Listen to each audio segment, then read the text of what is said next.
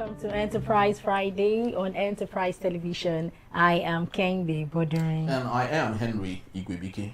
Okay, so starting up with our newspaper. Okay, we'll be starting with our newspaper review, and right after that, we will dive into our main conversation for today.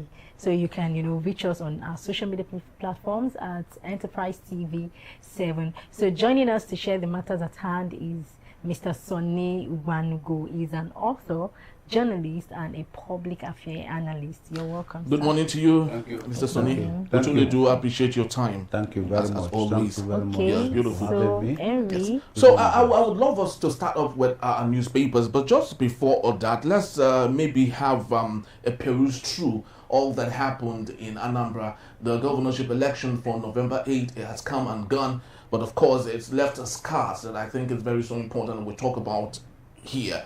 Sonny Wanugo is a stakeholder in everything that went down, and I would love to hear from the horses mouth at this point what went down. So Sonny, I would love us to help us fleshing out what you think happened, especially with the promises Amopito made that he was going to allow for free, credible elections in Anambra. So do you think that was achieved? Let's start from there. Thank you very much, Henry. Good morning, viewers. I don't think that happened. Well, but I might not blame Mopito because he was just very new on the block. He just came into maybe a few weeks to the election. So much of the blame cannot go to him because the Anambra election was planned almost to 90% or 99% before he came in. So I may not blame him. But to say that anything changed in that election, in Anambra election, nothing changed. If anything, Nigerians by that election must have a reason to cry.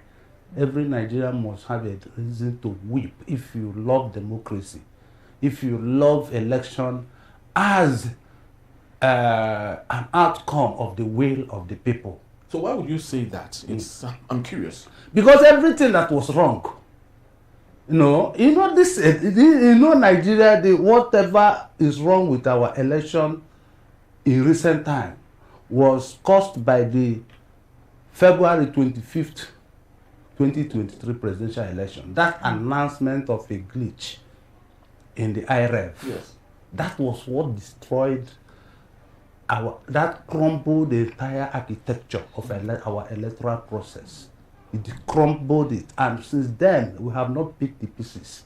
It has been worse from that time till now. After that, there was a lot of high hope going into that election that things were going to, this is it. Yes. But immediately that happened, we went back to what it used to be, and it even became worse. So now what we hear is governors capturing 25-25, 15-15, 30-30. What do you mean by 25? Yeah. That is you win each local government. Okay. You win each local government. It happened. Wow. It has been happening. Because that will tell you that the election was not the will of, it's not the will of the people. Has never been from that time till now. So what happened to Anambra where they now had 21-21? 21, yeah, the whole of the 21 They won the 21 local governments. Yes. We tell you that there's something amiss. But it is an elaborately crafted political facade. You won't, unless you are a critical thinker or you look deeply before you find it. These people are very smooth operators, but no crime is perfect. No, if you are a crime investigator, there will always be a slip. Yeah. In this one, in Anambra, the slip was that APC won the ward 008 of Peter Obi. Oh, okay. It was meant to send a message, but that is where they missed it. Because if Soludo had won it, yes, it would have, people would say, it is part of the tsunami of an incumbent. Okay. But in this case, who won it was APC. Now ask me, what will make an Agloman take his bath, wear his clothes, then go to the polling booth when their song is, around the corner, Yes. and then vote against their song. What will make that happen? My own capturing of it is, when the P2B defeated Tinubu in Lagos. And not just in Lagos, in his ward. And even all the they have never been happy. Every battle, every fight you see, every onslaught you see against P2B was as a result of that. So they were looking for something that will make them assuage their feeling. So the deal, because there must be a deal. When Soludo was going back and forth to Aso Villa, that was giving Tinubu chieftaincy title, and there must have been a deal. Please help us. This is for us to do this for you. This is what you do. You must help us disgrace P2B in his word, and he accepted. Wow. And then that was it, because there is no other explanation that can make an APC, which is one of the most hated. If in fact I'm telling you, Henry, that in a free and fair election in anywhere in the southeast, APC cannot get up to 5,000 votes. Anywhere in the southeast, that is, you make the election free and fair. No encumbrances, no external influences. You just go and vote. APC cannot win 5,000 votes in anywhere in Anambra, in the southeast, in any state in the southeast. Cannot. Because there's no need, there's no reason for it. So that was the slip they made to cast a slaw on the entire process that crumbled the whole process and opened them up for public scrutiny. If you are a right-thinking member of the society, you know that something is amiss. And that thing must have happened because there is already a prepared result. From my own perspective, there is already because you find out that most places you visit, apart from that, the fact that every vote in that election that went to the Abuja, the ruling party in the state, every vote, and when I say vote, every vote, I mean 100% of the votes we are bought and paid for. Okay, so sorry for taking you back, right? You made mention of some things. You said these people, they look at some numbers of local government areas in that state, 30 for 30. So are you saying that these local government areas, like are they being paid for, to vote? Like more of, I don't want to use the word like bribe, but do they pay? Every individual that goes to vote. Were they giving money for every individual that goes to, there is an agent that is sitting there or Sunday, and you go there, put your name down. You go and vote. You show evidence that you have voted for them, and you are giving the money. At the point, other political parties, the competing political party, which was APC, that was competing the money for money, got tired. They had no money. They saw the way it is, so they stopped giving. So from 20,000, when Afghans noticed that there were no competitors again, so they reduced the money from 20,000 to 10,000. And then further, when they now saw that the money was nobody was competing, they now reduced it to 3,000, and then to 1,000 and Gala. 1,000 naira and Gala. And you know that there is this spirit that follows public free food. You know that even if it is a cup of tea and it is being given free, you see people line up so can to go and get it. You know that even though they can afford it in their houses, but once it is a public free thing, people want to grab it, and that is our own mentality. And nobody is now saying, this is, I cannot do this. All right. So can we, sorry, I need to pull this through. Now, so can you say we have now moved from ballot snatching, to vote buying? And how can this There is no reason again for anybody to go and snatch ballot boxes. Since they are not there's no need. If you want to import stocks maybe it is in your character because there's no need for it. This thing, the election is now scientific. Wow. You should now sit in your house. Because what they are talking about as part of the successes of the Anambra election is before the dawn, before the dusk of November 8th, that 90% of the results have been uploaded on IREV. The question is, what are those results? What are the results that you saw? Is it because you go to polling units, the result sheets are not there. Yeah. So where are the result sheets? So these are the things. So what this one complements the other.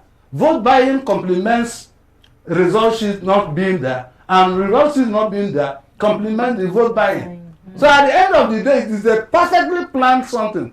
So that you don't even need any talk. You don't even need to snatch anything. But then at the end of the day, that is the tragic aspect of our electoral development in this country. It is tragic because there is no way you can change bad leadership. They have perfected it, made the voting population very small so they can manage it.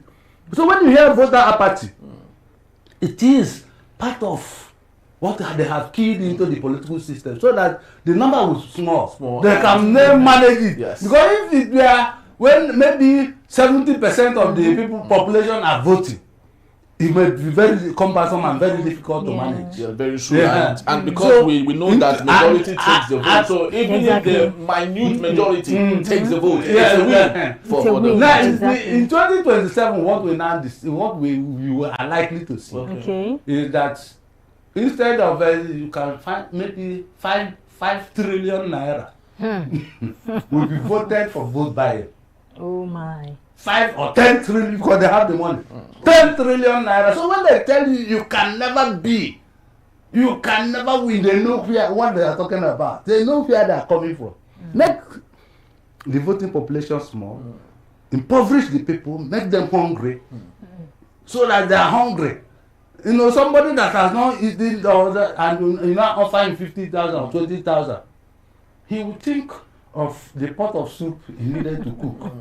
You understand? Which for him at that point is very important. But let's take a look at other growing matters, and from the Guardian newspaper, straight to our talking point here. AU chief dismisses genocide claims as Peter Obi tasked editors on nation building. Now let's talk about ongoing Nigerian Guild of Editors conference holding in Abuja. President Tinubu graced the occasion, and amongst the things he said, he noted there that the editors should criticize the government lightly, and equally said that everyone today is a publisher and therefore social media should be regulated such that people will stop doing the publishing themselves, which we all know as guerrilla journalists and all. But Tinubu equally failed to tell us how he contributed as part of that before 2023 general elections. For me, as a journalist of 34 years practice, I think it is impossible to achieve the type of development around the world that is now become the template. Nigeria is not the only place where you have guerrilla journalism. But my people, I believe that truth emerges out of conflict of voices. You understand? When you have a lot of voices, you as a rational person, you know which one is the truth. So I will not be given to regulating even the social media. Let the good and bad exist. As far as I'm concerned, that's my personal opinion. Let the good and bad exist, and then let the viewer or the recipient of the be able to determine rationally which one is true and which one is not true. But professional journalists, and that is why we have GoCop.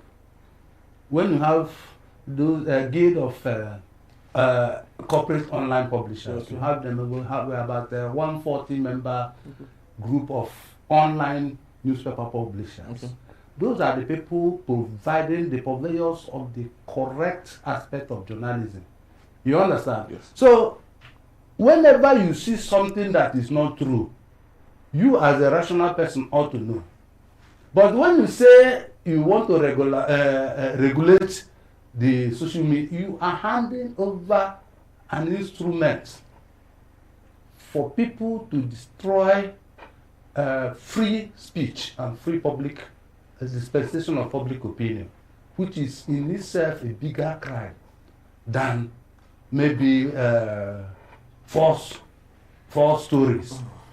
The bigger crime is destroying free speech and free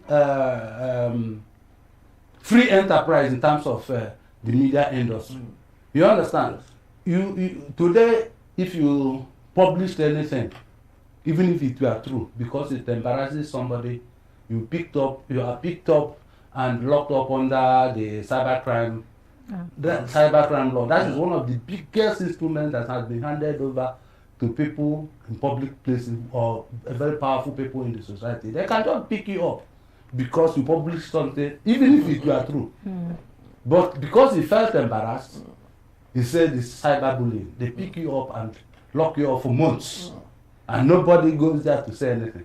So you find out that that is a higher level, for me, that's a higher level of crime than falsehood. Okay. Than publishing falsehood. But then they keep trumpeting this in order to put fear within the system, so that every other person will buy into it. Well, by the time they buy into it, those people concerned will use it as an instrument to oppress free speech. So for me, give or take, if you give me the two sides of it, I will choose let everybody do what you are doing. The two journalists are there to, to let the world do their job professionally. You understand? But you cannot say because there are bad people in the streets or some people are smelling in the market, you cannot go into the market. If you go into the market, you must meet all kinds of people. You cannot say you can no longer go to the market because you meet so many bad. Sometimes you meet a madman in the market. They cannot fumigate the market because yes. So that for me, that's my position in it. All right. Yes. Beautiful. Okay, but do you think even if President Tinubu wants to regulate, the way news are being published out there by everyone, do you think what are those positive insights, or what are those impacts?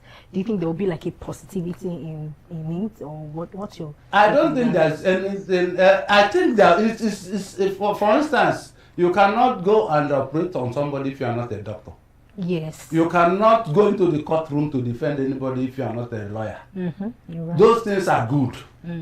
You understand? They are good. But in the end, in journalism, it's a slightly different, because a lawyer can decide to become a purveyor of information on in the social media to let people know what what the legal the law says on the so they can use it to propagate their own. So journalism and law and other professions are not just like the same. They are not the same thing. You understand? They are not the same thing specifically. I would have preferred a situation. They tried to do it many times. I would have preferred a situation where unless you went to a journalism school or you are a trained journalist, you should not practice. But the reality tells you that even with the new world order, that is not possible. It is no longer possible, and it is not only in Nigeria that is happening, that people have taken over the media space. People who are not journalists are taking over the media space. It is not only in Nigeria. If you go outside the country, outside Nigeria, in the whole world, there are people who are not journalists who are doing journalism work. So there is nothing you can do about that. So for me, this idea of, or this new idea of trumpeting this aspect of is self-serving. There are some people who want to put fear into the society to capture the free market of opinion industry and use it against the people, just as they are doing with the cybercrime law now.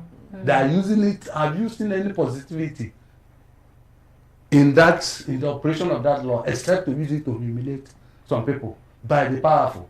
There's nothing. Nobody.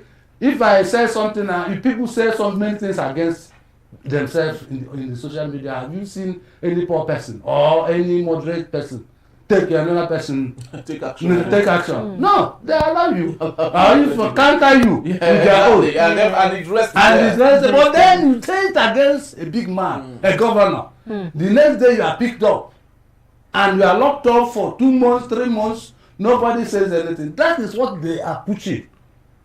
That is exactly what they are pushing. It is not for them to make the society better. Okay. So when they bring this type of debate, some of us that are experienced in journalism know where they are going, and that's where they are going, to use it to suppress free speech, to destroy to make them so that whatever they do, you have no powers, you have no outlet, you have no channel to challenge them. So that is it. All right. So we would leave it at this particular point, and just to let you know that Sonny Banugo will still be here to take us on our main conversation when we return. And when we return, Amaechi insists that their going or visiting America was not to champion a genocide against a Christian. That in the beat is still Enterprise Friday. Please don't go anywhere. We'll be right back.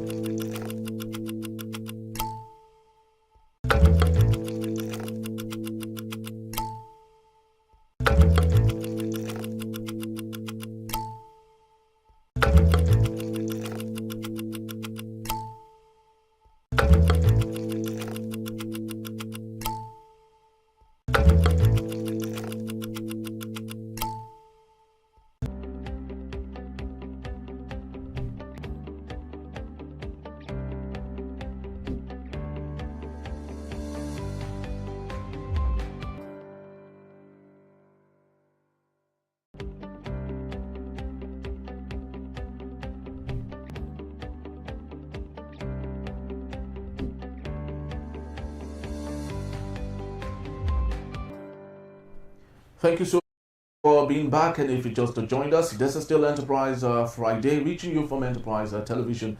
Let's head straight to our main conversation for today.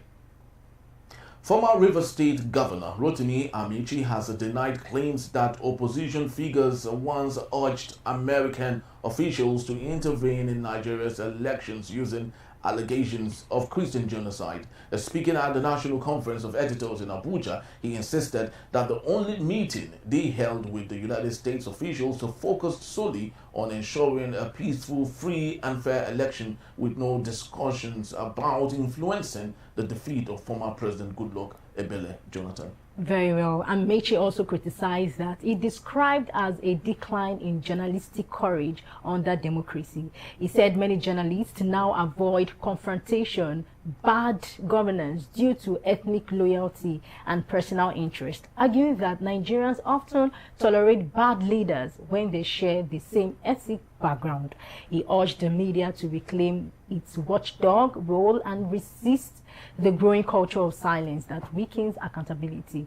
Now, in a related development, former presidential advisor Eric Ono warned that Islamic cleric Sheikh Ahmad Gumi's continued defense of violent groups could attract international sanctions. And also we have with that Gumi is placed on a terrorist watch list, alleging that his rhetoric aligns with radical sympathizers. Ono urged President Tinubu to act firmly to prevent individuals from undermining national security. We still have Sonny Ibanugo, and he's here to speak to us on that. Sonny, I know we're coming from the area of the Nigerian Guild of Editors, and which you had your say on free speech and all that. Now, going by what Amaechi has stated, a situation where journalists are now becoming ethnic-centric in their reportage, right? And compared it to what we used to have during the military rule, that there is a very clear-cut difference between journalists who practice during military and journalists who practice today.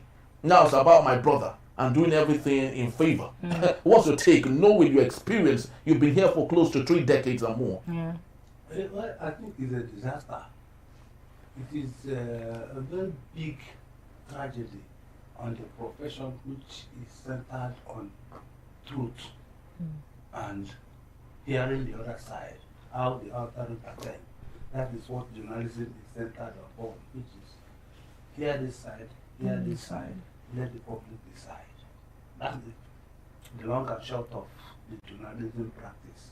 And it is very, very appalling that today that principle is being jettisoned and in favor of covering the truth and embellishing the truth and dancing around, skating around the truth, or even defecating on the grave of truth. It is very, what Amaechi said in that aspect is correct. Not only correct, but highly painful that journalists engage in this. I see a lot of it. I see a lot of when somebody, there's a sharp divide today in the journalism profession between them and us. It shouldn't be. That shouldn't be the case. So on that score, Amaechi is right. And it's very painful that we are facing that. But then I heard you mention that he said that on one hand, you are taking away what you are advocating. I know, with the right hand, you have given the society something to, and on the other hand, you're taking your left hand to take it away. Yes. Because if he said that they didn't invite or they didn't complain to America, he's telling lies, because we all saw it. And that is one of the things I find very funny with Amaechi. He thinks Nigerians are fools. Nigerians are not fools. The public, you may have all the latitude and all the influence to say what you like or to be put at the center of national discourse at every point because of your progression in politics. Yes. You think that every other person who didn't attain that political height that you have attained is a fool. So how could he come here and say, as if we are not there, as if we are not there yesterday when these things were happening? Then John Kerry came to Nigeria, visited Lagos, had meeting with Lagos, with people, the political actors in Lagos, and never visited Jonathan. He never visited Gumi, even though President Jonathan was the president of the country at that time. He never visited him. We had a meeting. 16 northern governors traveled from Nigeria to US to go and meet Obama. Then Obama sent his own political strategist to come and work with APC to see to the emergence of Buhari. And that will change. We all saw all these things. And then you are coming some 15 years or 10 years after to come and tell us that these things didn't happen when we saw them happen. So it is an insult on the sensibilities of the media. And of course, it is only maybe because there was no room for question and answer, because I'm sure my colleagues would have put it to him, would have painted the picture to him.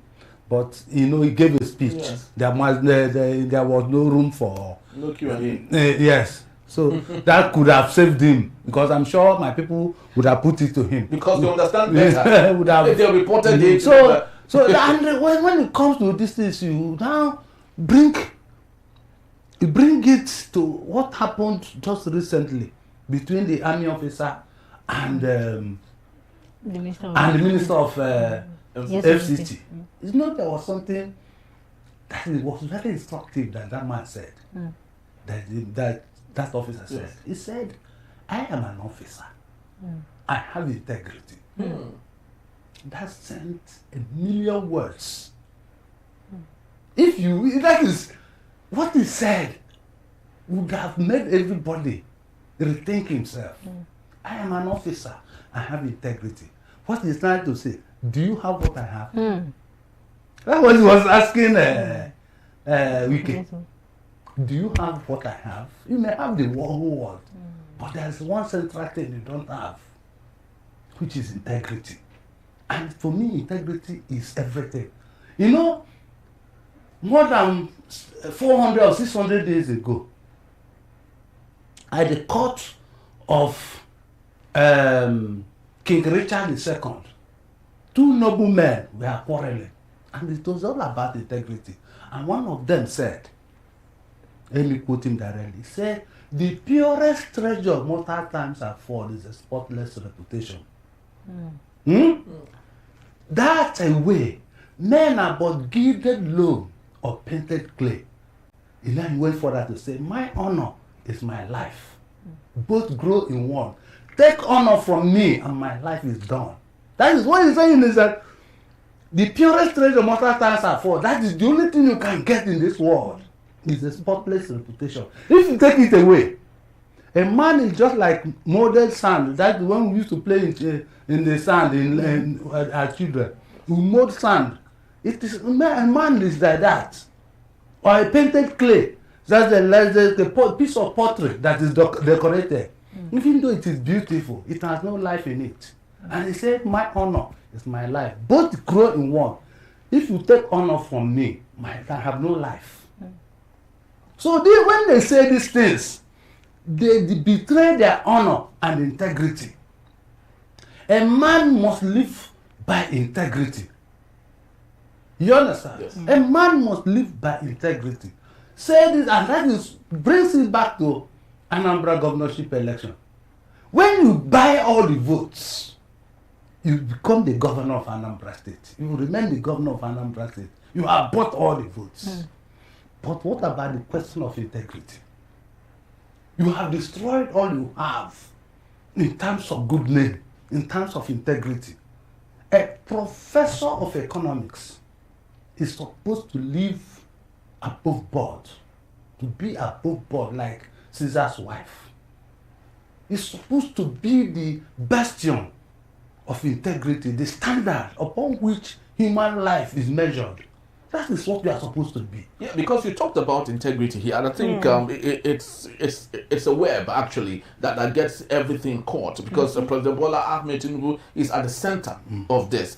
Amaechi is equally at the center of all of this. Everyone within the APC rank is at the center of all of this. Even the editors themselves are equally at the center of all of this. Now, knowing that everyone is sort of caught up in this web, do you think it's more of a systemic problem?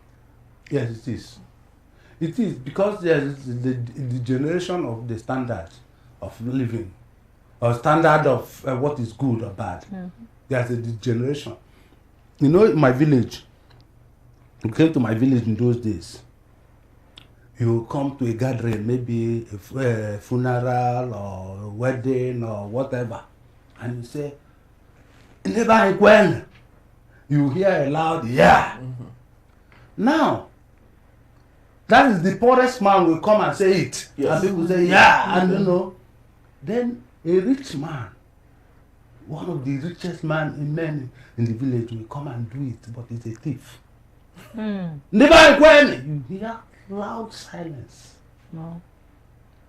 He's a rich man, but he said never when, believing that it's money, we say, but he's a thief. The entire place will be greeted with loud silence, and he will shudder and go back. That teaches you what life is all about. So that is what we don't have in Nigeria. We have lost it. It used to happen in my village. It used to, that was then. Because I know now. Now, that rich man will now say that, and the relation will be so loud because he has bought himself into the conscience of the society. That is exactly what is going on. And nobody is exempt, including journalists, including my colleague journalists. That is, if we are able to do what we did during the military, where I still have lacerations, I had lacerations. I was one of the only persons visited when I was the correspondent of the Guardian in Enugu. Okay. When UN sent their rapporteurs to Enugu, I was one of the people they interviewed. Do you understand? I know what I suffered under the military. You understand? So I fought but then I was very young. You understand? So when you reminisce on all those, and you see what is happening today, and perhaps that is where the issue of training comes in. Okay. That you must have a formal training, because we had a formal training under the Guardian, apart from the school training. Yes. But where I was actually trained as a journalist was in the Guardian. There were templates. There were things you shouldn't do. You look at your superiors who had rejected things, whom you know that they are not rich, but they could refuse several things, several inducements. Because they had integrity. They are not rich, but they will refuse certain things. You will see it happen. You see them confront big men, influential men. You see them not cower before them, but confront them with their editorials, with their writings, with their physical confrontation. It is no longer happening now, because the formal training is no longer put in abeyance, or the other is the superintendent over superimposed over it. Do you understand? So I think that is where the issue of allowing everybody to be in journalism comes in. For me, that is where it comes in. But in terms of, in those days when we are at Rotimi House, you see the behavior. There is a pattern. There is a culture that journalists used to have. It is no longer there now, and that is why somebody will come and talk down on them, and then they do nothing. They do nothing, and they probably, issue of sponsorship, issue of all these things coming. Somebody that sponsored you, somebody that did this, somebody that gives you advice in hard times like this. You're also a human being with your families. You understand? So there are a lot of things. So when you say it is maybe a general Malay, I think I will agree with you. Okay. Okay, sir. So from the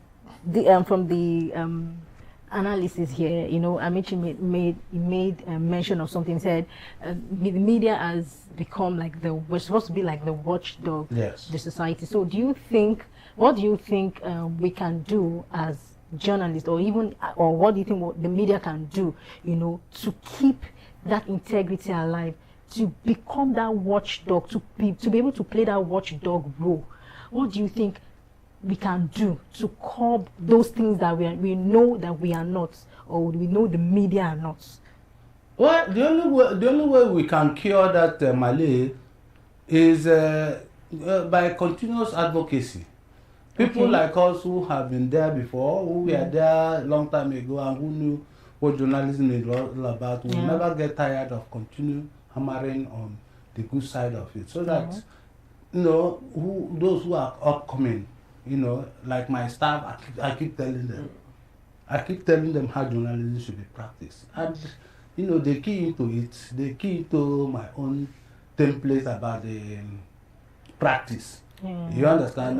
So some of us that have media establishments that were operated during the days of yore, will continue to advocate. That is the only way to go about it. And of course, that since media is now very much open to the society, people who don't know what the media industry is all about are there.